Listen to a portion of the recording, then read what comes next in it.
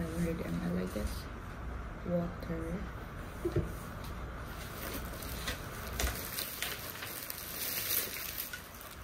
Toiletries.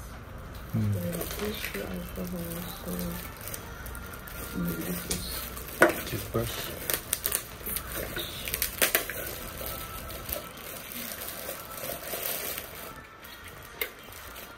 Spoon fork, I guess. Yeah. It says on the front there. Spoon fork. Spoon fork. And this is toothbrush.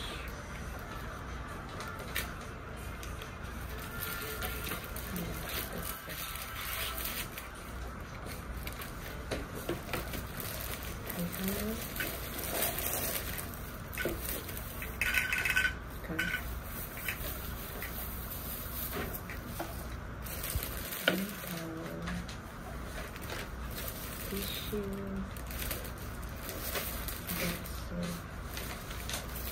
and alcohol.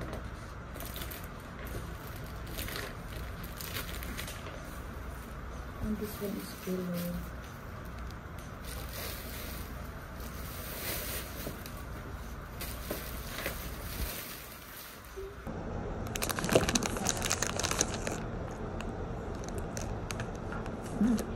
So yeah, good.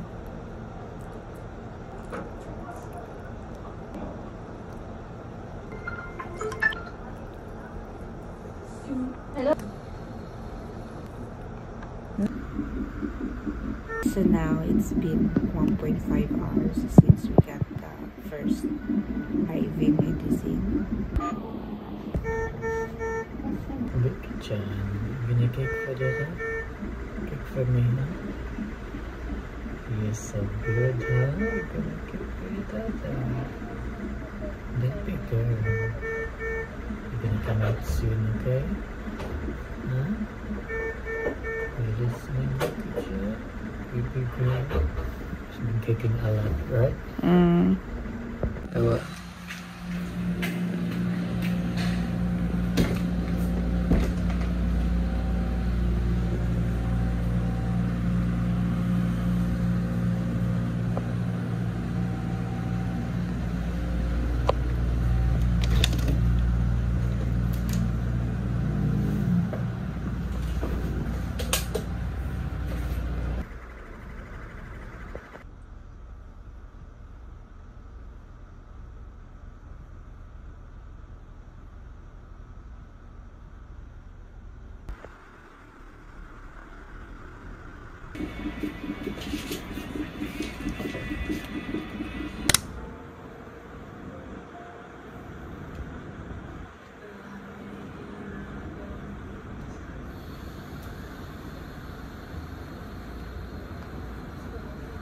More space. No way naman araw na ganun.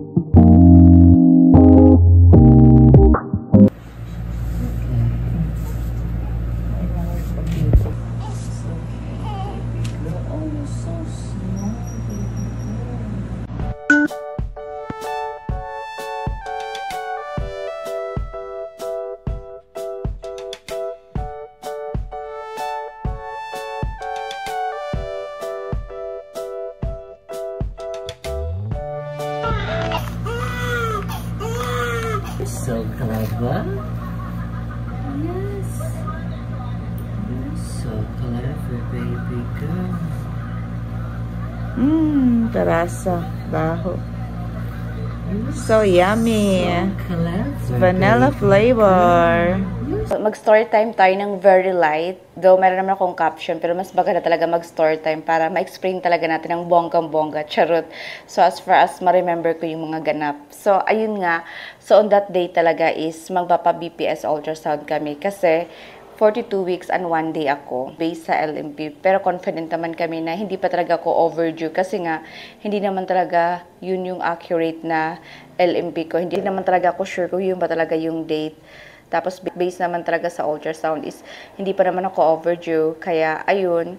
At since tumungtong kami ng 40 weeks, ayan, every like after 5 days, nagpapa-BPS ultrasound kami para ma-monitor namin yung baby. So while waiting, kasi nga yung goal talaga namin is mag-wait as a first time mom she at gustong-gusto ko rin talaga na ma-experience yung natural labor, natural delivery, di ba? Ano ba talaga yung feeling yung maging mom she, mga anak and everything. So yun talaga yung goal namin. Gusto talaga namin ma-achieve yun, natural delivery as far as we can. Yun talaga yung goal namin.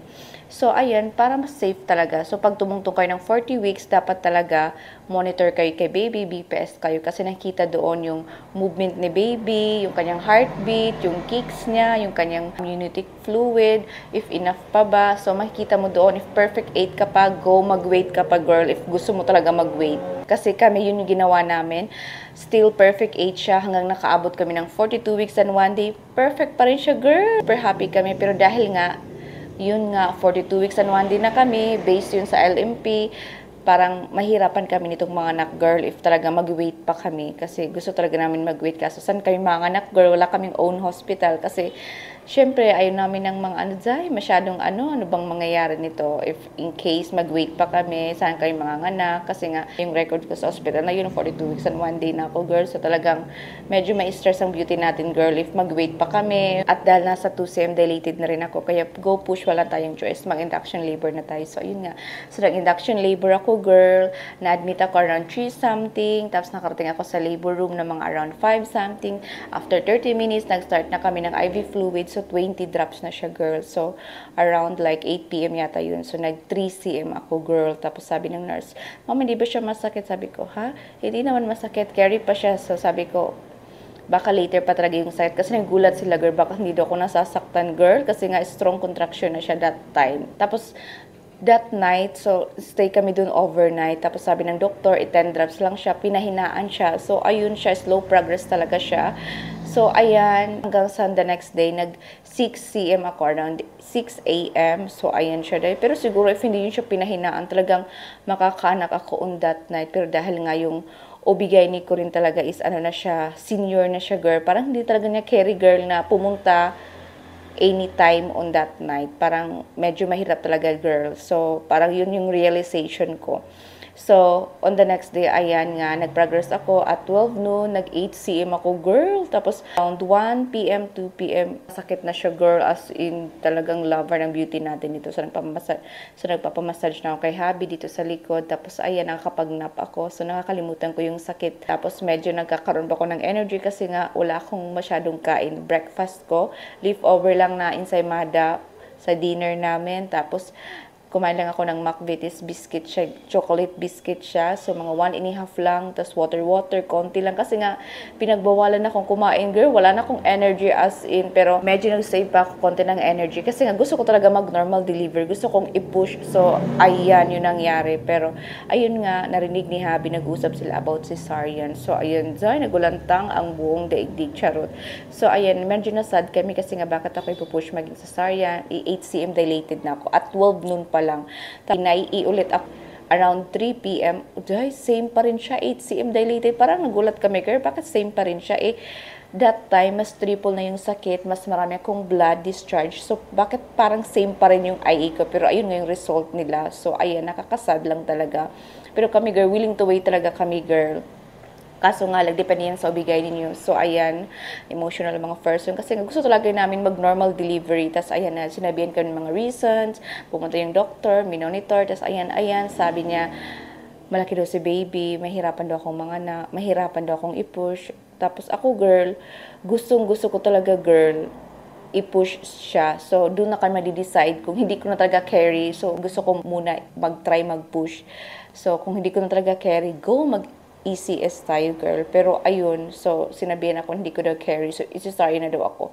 Sabi ko, hindi pa ako nakatry, girl. Paano ko malalaman, girl, if carry ko ba siya, if hindi. Pero yung ending, girl, yung reality is, hindi naman ganun kalaki si baby, girl. Afam talaga siya, girl. Mahaba siya, girl. Pero yung katawan niya, girl, hindi siya malaki. So, carry ko talaga siyang i-push. Kaso nga lang, depende talaga yan sa ubigay ninyo. If i-allow kayo, if supportive siya sa inyo, if normal delivery, or ano ba talaga. So, ayun, sayang lang siya kasi nga, ayun, hindi pa nga ako nakapag-try, girl. Sinabihan na ako na hindi mo kayang in-normal delivery, di ba? Sad. So, ayun. Tapos, yung second reason is, hindi daw ako nag-progress, girl. So, ayun nga. That time, girl, talagang yung sakit is triple na talaga, girl. Masakit na masyado. Kasi nga, binilisan talaga yung medicine ko, girl. At yun din talaga yung reason bakit yung heartbeat ni baby is hindi na siya nagiging stable. Pero later on, bumabalik naman siya, girl. Pero yun talaga yung side effect, girl. Pag mabilis yung contraction, every 1 minute na, yung side effect talaga is si baby. Yung kanyang heartbeat is talaga hindi din siya magiging stable. So, ayun. So, yun yung mga reason nila. Tapos, wala na kaming choice, girl. Kasi yung focus ko, yung sakit. Kasi once undergo ka ng induction, tuloy-tuloy yung sakit niyan hanggang sa may CS ka para, girl. Oh my goodness, double kill talaga siya, girl, as in. So, ayun nangyari sa akin. Focus ako, girl, sa pain. Gusto ko nang mawala. Nag-request pa ako sa nurse na pwede patayin mo na yung ano niyan, IV fluid na yan kasi wala namang silbi yan, girl. Kasi nga, walang point, girl. Cesarean naman nila ako, girl. So, gusto ko nang ma-stop yung sakit, girl. Pero hindi naman nag-stop yung sakit, girl, kasi tuloy-tuloy yung sakit niyan, girl. Kasi nga, konting kembot na lang, girl, nakaka-feel na ako, girl, parang napupup na ako, girl. Talagang malapit na talaga ako, girl, sa 10 cm. Pero ayun nga, hindi na ako nahintay, girl. Sayang lang talaga. So, depende talaga sa ubigay ninyo, girl. If kaya pa bang i-push, ano bang yung solusyon? Pwede bang anuhin na lang yung amniotic sac niya, yung butasan na lang yan siya para bumaba si baby. Ang daming mga reasons, pero ayun nga, sad kasi nga yung ending talaga is cesarean ang person, girl. So ayun, nasayang yung mga effort namin, girl, everything. Nag-perineal massage pa ako, girl, para wala akong tear. Exercise pa ako ng bonggan, inhale, exhale pa ako sa breathing, sa pag ganito. Anong posisyon ko? Pag manganak na ako, girl, mag-push-push. Walang nangyari, girl. So cesarean ang person. Tapos, ayun, girl, so, maganda rin naman yung result ng cesarean ko, girl. Successful naman siya. Pinaka-importante, healthy kami ni baby, walang complications, so hindi naiwan si baby or ako or ano. So, maganda naman. Magaling talaga yung OB ko sa mga cesarean, yung specialty niya, girl. So, if gusto niyo talaga normal or cesarean, maghanap kayo ng OB guy ninyo. Kung ano ba talaga specialty niya or pupush ba, willing to support pa sila or ano ba talaga. Ano yung ways nila magpaanak. Yun talaga yung realization ko. Ang dami kong realization, mga natutunan, girl, as a first-time momshi. So, ayun yung nangyari at 42 weeks and 1 day. So, at 8 cm na ako. Ang sakit niya, parang 9 to 10 cm na. Pero ang ending, girl, cesarean ng person. Double kill talaga.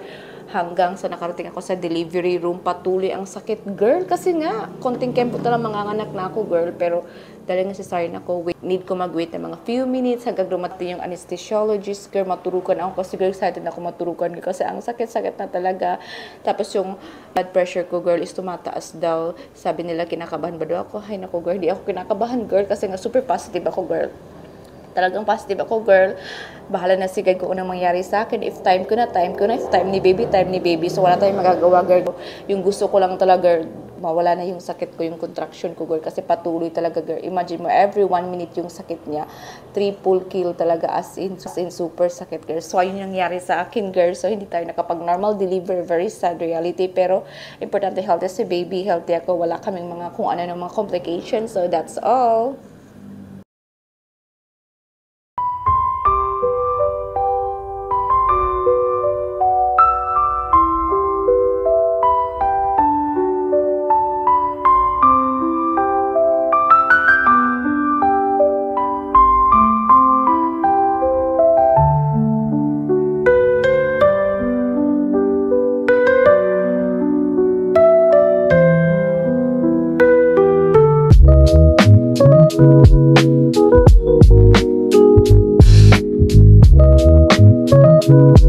Thank you.